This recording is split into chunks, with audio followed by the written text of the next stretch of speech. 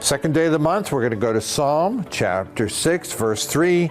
My soul is in deep anguish. How long, Lord? How long? The psalmists all dealt with a common human experience, and that is suffering. Suffering is pain caused by broken relationships, misunderstandings, violence, persecutions, and failures, all the human predicaments that lead to mental and physical turmoil and heartache. In today's verse, David inquired of the Lord as to how long his suffering was going to last.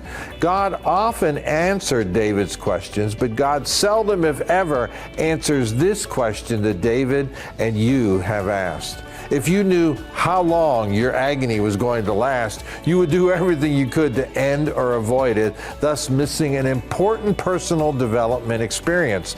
Therefore, you must trust God that it won't last a day longer than it needs to.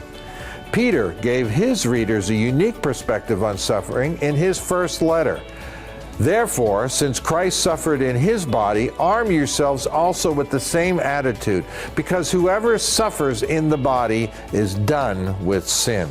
As a result, they do not live the rest of their earthly lives for evil human desires, but rather for the will of God. That's 1 Peter chapter 4, verses 1 and 2. So let me ask you, have you armed yourself with the attitude of Christ, that suffering is beneficial and necessary?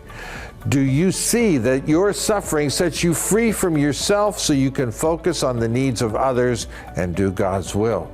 How will this change how you think of your suffering? And I hope it does. So let me pray for you as you consider those questions. Father, help us embrace suffering with the attitude of Christ and trust that you are using it for our growth and freedom. Strengthen us when we are weary, confused, or in pain, and remind us that suffering will not last forever. Teach us to focus less on ourselves and more on serving others through every trial. We pray this in Jesus' name. Well, that's it for today. I thought it was a pretty good session. Come on back tomorrow. I trust we will have another one as we engage and embrace our daily psalm.